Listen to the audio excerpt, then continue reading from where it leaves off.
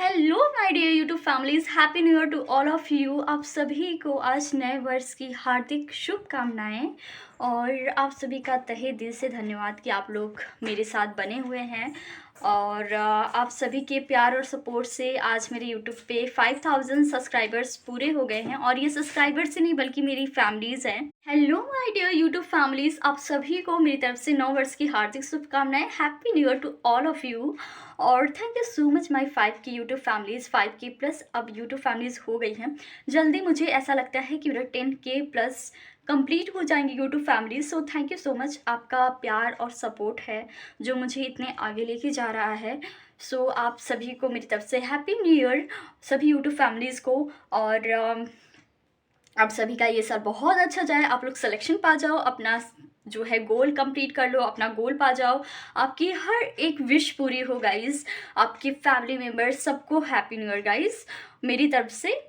So guys, आज नया साल है जैसे कि आप सब जानते हैं। आज न्यू ईयर है तो आज मैं कुछ अपना रिजोल्यूशन बनाने वाली हूँ न्यू ईयर के डे। वैसे तो मैं कभी न्यू ईयर के डे मतलब इतना रिजोल्यूशन वगैरह नहीं बनाती कि मुझे क्या करना है इस साल क्या नहीं करना, बट इस बार मैं करने वाली हूँ।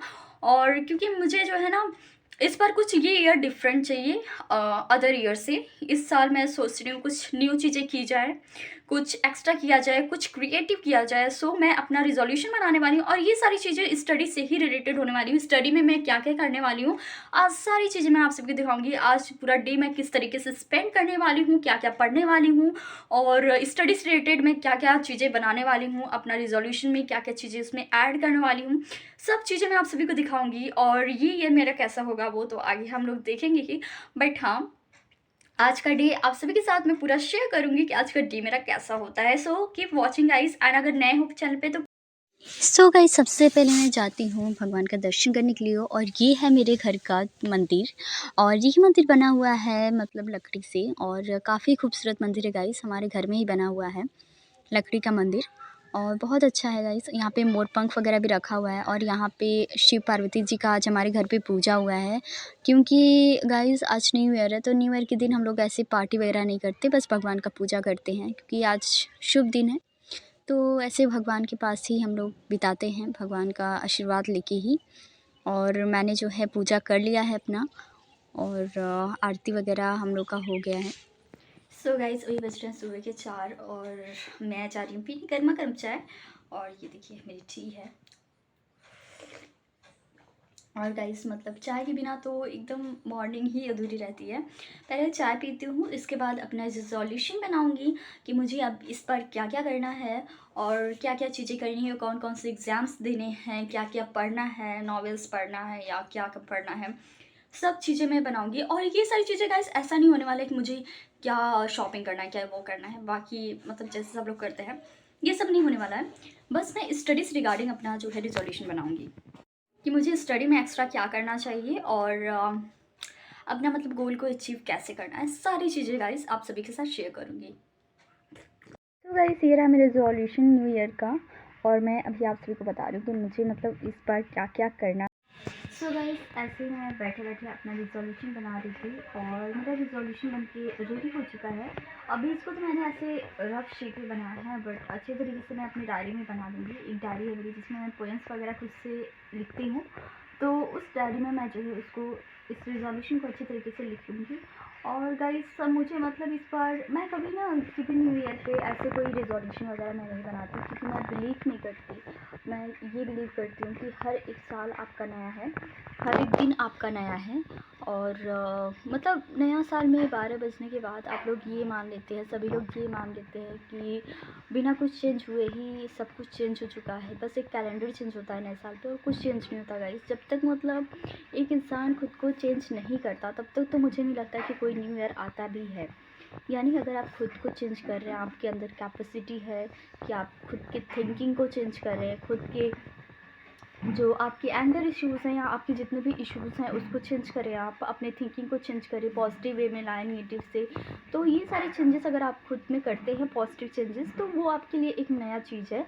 और अगर ये सारी चीज़ें आप नहीं कर रहे हैं और कुछ कैलेंडर चेंज हो रहा है और कैलेंडर के चेंज होने से आप ऐसा समझ रहे हैं कि सब कुछ चेंज हो चुका है, तो ये मतलब भ्रम है आप लोगों का।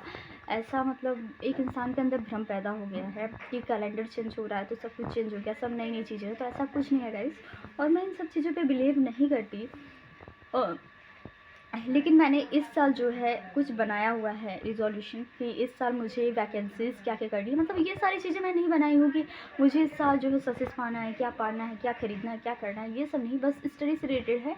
और ये चीज़ मैं अगली मतलब दिसंबर में भी बना सकती थी, कोई दिक्कत नहीं था, बट मैंने अभी बनाया है इसको ताकि इस बार मुझे कौन-कौन सी याद रहे कि कौन-कौन से एग्ज़ाम्स मुझे इस बार देने हैं। बस यही सारी चीज़ें हैं रिज़ॉल्यूशन में गाइस। सो गाइस, जो मेरा रिज़ॉल्यूशन है वो टोटली जो है एग्ज़ाम्स वगैरह पे बेस्ड है कि मुझे इस ईयर कौन कौन से एग्ज़ाम्स देने हैं। वैसे मैं न्यू ईयर पे बिलीव नहीं करती, मैं यही बिलीव करती हूँ कि जब आपकी थिंकिंग चेंज हो जाए, आप एक पॉजिटिव तरीके से सोचने लगें, आपका पूरा मतलब एक ऐसा मतलब शेड्यूल बन जाए जो कि एक डिसिप्लिन के तरीके से हो, तो इस पे मैं बिलीव करती हूँ। तो गाइस, मैं अपना रिज़ॉल्यूशन बता रही हूँ आप सभी को। तो सबसे पहला जो रिज़ॉल्यूशन है मेरा वो डिसिप्लिन, फॉलो डिसिप्लिन। डिसिप्लिन देखिए मैं हमेशा से फॉलो करते आ रही हूँ, फॉलो भी करती हूँ और करूँगी भी आगे से, इसलिए मैंने सबसे पहला लिखा है फॉलो डिसिप्लिन। यानी 4 बजे उठ जाना, 4 बजे एकदम उठ जाओ और अपना स्टडी वगैरह करो, क्योंकि 4 बजे देखिए अगर कोई भी उठ रहा है तो उसके पास एक्स्ट्रा टाइम है बाकी लोगों से। नेक्स्ट है मेरा जो रिज़ॉल्यूशन है वो है फोकस ऑन हेल्थ, जो कि बहुत ज़्यादा इंपॉर्टेंट है। क्योंकि देखिए अगर आप गाइस क्या होता है ना कि अगर आपका हेडेक हो रहा है, हेल्थ सही नहीं है, हेडेक हो रहा है, पेन हो रहा है, बॉडी पेन हो रहा है और आपको बहुत ज़्यादा हेल्थ इश्यूज़ हैं, तो आपका पढ़ाई में मन बिल्कुल भी नहीं लगेगा। और ये बात एकदम सही है। मैं हेल्थ पे देखिए मैं भी ऐसी ही थी, हेल्थ पे ध्यान नहीं देती थी, तो थोड़ा मेरा पढ़ाई डिस्टर्ब हो जाता था, क्योंकि एक बार तो ऐसा हुआ था मुझे एडमिट होना पड़ा था, मेरा पढ़ाई मतलब डिस्टर्ब हो गया था। तो क्या है कि अब हेल्थ पे पूरे अच्छे तरीके से फोकस करना है मुझे, क्योंकि रोमन सैटिरिस जुवेनल ने कहा हुआ है कि healthy mind in healthy body. यानी कि रोमन सैटिरिस जुवेनल ने ये कहा हुआ है, मेंस सना इन कार्पोरे सानो। मेंस सना इन कार्पोरे सानो का मतलब ये होता है कि healthy mind in a healthy body. तो उन्होंने ये कहा हुआ है, तो ये मतलब 100% ट्रूथ है कि आपकी बॉडी अच्छी होनी चाहिए, आपकी जो हेल्थ होनी चाहिए अच्छी होनी चाहिए। बॉडी का मतलब ये है कि हेल्थ अच्छी होनी चाहिए, तभी आपका स्टडी में मन लगेगा। जो थर्ड रिजोल्यूशन है वो है मेरा एसएससी एमटीएस में सिलेक्शन पाना। इस मेरा जो रिजोल्यूशन है वो है एसएससी एमटीएस सिलेक्शन, यानी कि एसएससी एमटीएस में सिलेक्शन पाना। और ये सबका ड्रीम होता है और मेरा मेरा तो ड्रीम बहुत बड़ा है, बट हाँ छोटी छोटी चीज़ों से जो है ड्रीम, छोटी छोटी पहली चीज़ें कंप्लीट होंगी, पूरी होंगी, उसके बाद बड़ी बड़ी चीज़ें पूरी होंगी। तो मतलब यही है गाइस। और इस बार मैं पूरा अपने तरफ से 100% दूंगी कि मेरा सिलेक्शन हो जाए। नेक्स्ट है गाइस मेंटेन कंसिस्टेंसी, जो कि बहुत इंपॉर्टेंट है, आप सभी के लिए भी इम्पॉर्टेंट है, मेरे लिए भी इम्पॉर्टेंट है। जितने भी सारे एस्पिरेंट हैं, चाहे वो यूपीएससी के हों, सीजीएल के हों, एमटीएस के हो या सीएचएसएल के हों, सबके लिए ये इम्पॉर्टेंट है कि अपने स्टडी में कंसिस्टेंसी मेंटेन करें। क्योंकि अगर देखिए कोई भी अगर कंसिस्टेंसी मेंटेन नहीं कर रहा है तो क्या होगा, उसकी स्टडी भले ही वो मतलब एक दिन में 12 घंटे कवर कर ले, कल का मतलब नहीं पढ़ा है, कुछ चीज़ें उसकी छूट गई, आज कवर कर ली, तो उसका सिलेक्शन नहीं हो पाएगा। क्योंकि कंसिस्टेंसी जो है करनी पूरी करनी पड़ती है। आप अगर कल पढ़ रहे हैं 8 घंटे तो आज भी आपको 8 घंटे पढ़ना पड़ेगा या 4 घंटे ही पढ़ना पड़ेगा। और अगर आप एक भी दिन मिस कर रहे हैं पढ़ाई में, बार बार एक दिन तो आप 12 घंटे पढ़ रहे हैं, दूसरे दिन पढ़ ही नहीं रहे हैं, तो मतलब कुछ नहीं हो पाएगा गाइस। आपका अगर रिवीजन नहीं हो रहा है तो सिलेक्शन तो इम्पॉसिबल ही है बिल्कुल। नेक्स्ट जो मेरा रिजोल्यूशन है वो है डेली 8 आवर्स टारगेट, कि मतलब डेली भले ही मैं 12 घंटे पढूँ ना पढूँ, 12 घंटे तो टारगेट है मेरा, 12 घंटे पढूँ ना पढूँ, 10 घंटे पढूँ ना पढूँ, बट डेली मुझे कुछ ना कुछ करके मुझे 8 घंटे तो पढ़ना ही है। 8 घंटे का टारगेट है, उसके बाद ज़्यादा कम तो होता रहेगा। नेक्स्ट है मेरा एमबीए एग्ज़ाम। नेक्स्ट पे जो मेरा रिजोल्यूशन है वो है एमबीए एग्ज़ाम। एमबीए एग्ज़ाम का मतलब कि मेरा अभी बीकॉम जो है लास्ट सेमेस्टर चल रहा है, तो मार्च में मेरा लास्ट सेमेस्टर का एग्ज़ाम हो जाएगा। फिर मुझे करना है एमबीए, क्योंकि एमकॉम मुझे बिल्कुल भी नहीं करना है, तो मुझे करना है एमबीए। तो एमबीए के लिए कैट का एग्ज़ाम देना पड़ेगा, सीवीटी का देना पड़ेगा, तो कैट का भी एग्ज़ाम दूंगी, सीवीटी का भी दूंगी एग्ज़ाम एमबीए के लिए। तो एग्ज़ाम दूंगी एमबीए का और प्रिपरेशन अभी चालू करने वाली हूँ कुछ दिनों में एमबीए का, तो उसका एग्ज़ाम दूंगी। और एमबीए में इस बार मुझे एडमिशन लेना ही लेना है।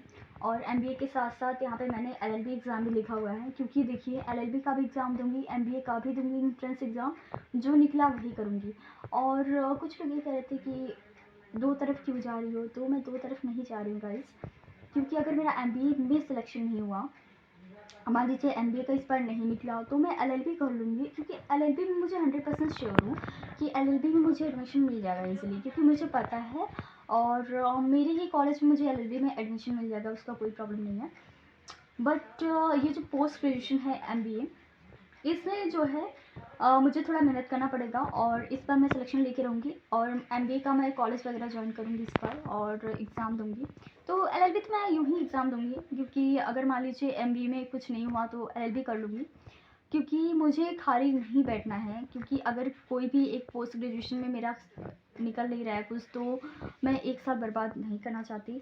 नेक्स्ट है मेरा रीडिंग नॉवेल 1/2 आवर। देखिए, मैं अब जितनी भी टाइम हो 24 घंटे में मैं कितना भी स्टडी कर रही हूँ, चाहे 8 घंटे चाहे 12 घंटे, उसमें से आधे घंटे कम से कम निकाल के, 24 घंटे में से मुझे आधे घंटे निकाल के नॉवेल्स पढ़ना ही पढ़ना है।